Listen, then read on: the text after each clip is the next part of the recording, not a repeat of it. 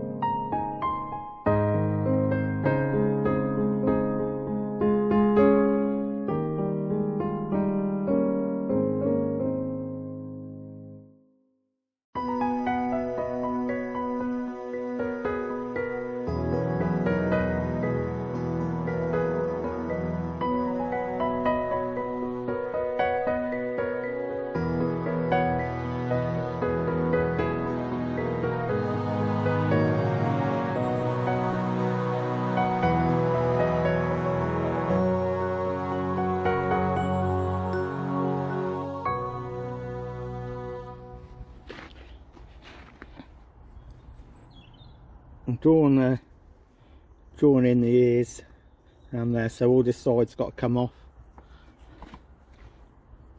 and then yeah, there's the head, the headline. So all this side's going to come off right back to there, and then I'll draw the cheeks back in.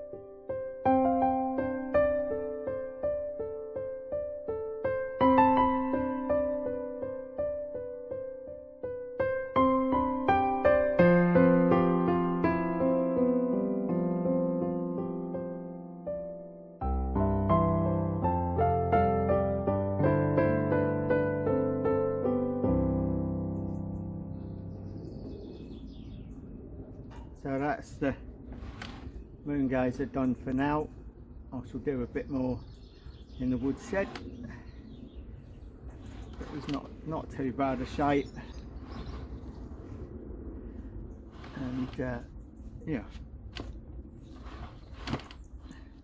there is from the back, got its tail.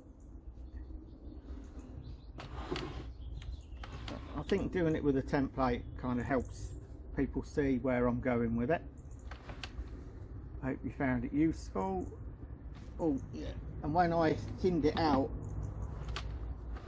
for the first 2 cuts down the side, I cut quite a thick bit off so that I can actually use it for something, possibly a wood spirit, or I might do an owl in a hole, kind of create a hole and do an owl in a hole. If I do an owl in a hole, I shall let you see it. Catch you at the woodshed.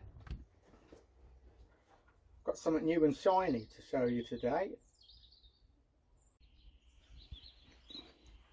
It's a jack made for motorbikes, but a lot of chainsaw carvers use them. I've been wanting one for a long time, but didn't know where to get them from. A lot of them look really cheap and nasty, but this one, a fellow carver, Brendan, put me onto it. And like the second I opened the box, it just smelt like quality, if you know what I mean. But yeah, it smelt of engineering rather than cheap tat. So yeah, I'm hoping it will do the job. It means I can stand up and I can vary the size. Well, vary the height that I'm working at. So time to get the detailing done on this moon gazing hare.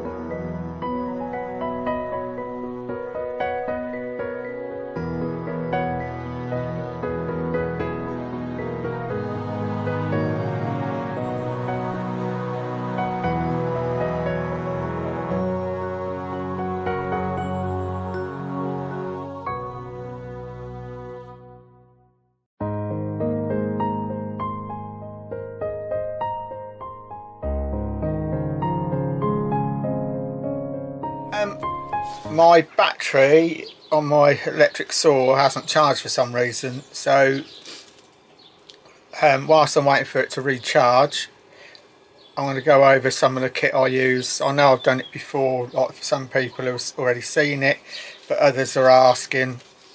So Firstly, we've got the woodwhacker, created by Chris Wood, a fellow carver. I'll put a link.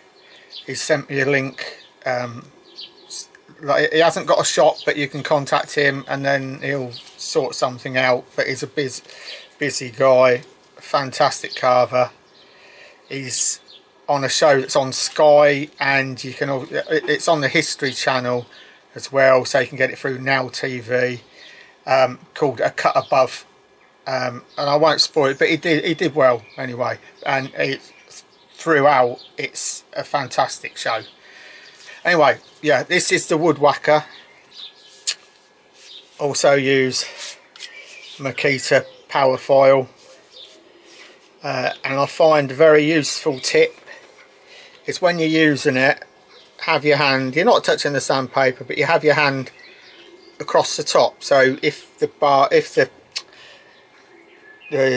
sanding belt comes off, instead of flying across your workshop and you're rooting around in the sawdust to find it, it just sort of pings off into your hand. It doesn't hurt, but yeah, just saves you scouting around your workshop trying to pick it back up, because you sort of get like a little bit of kickback sometimes and it throws the belt off. And I've got this die grinder with a saber tooth. What do they call it? I think they call it like a spherical burr. My little Dremel, and I have various bits on here. I can't even remember what that bit's called, but these are 1/8 of an inch. In the UK you can get them from, well, various places, but yeah, they're saber tooth bits. And I've got like a soldering iron that I use. You can get various different shapes when you buy them, or a pyro pen. I think you can get pyro pens with different ends on, but that's great for doing like pupils of the eyes and what have you.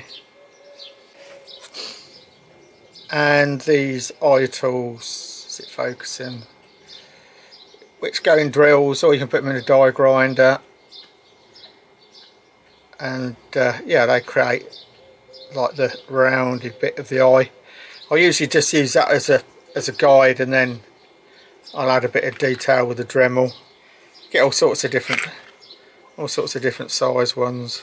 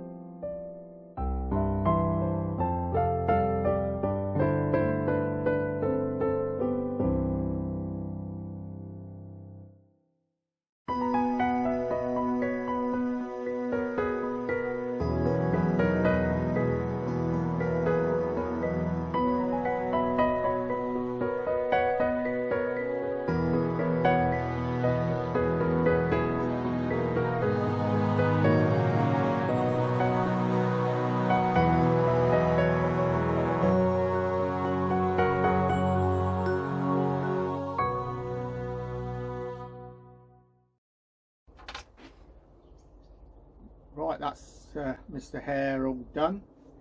Hope you like him and you've found it useful in some way.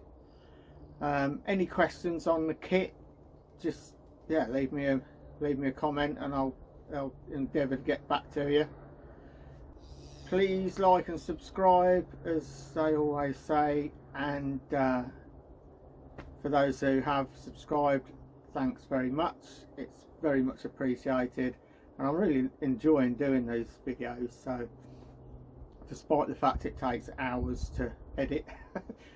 Yeah, anyway, oh yeah, and this newfangled, oh there, look,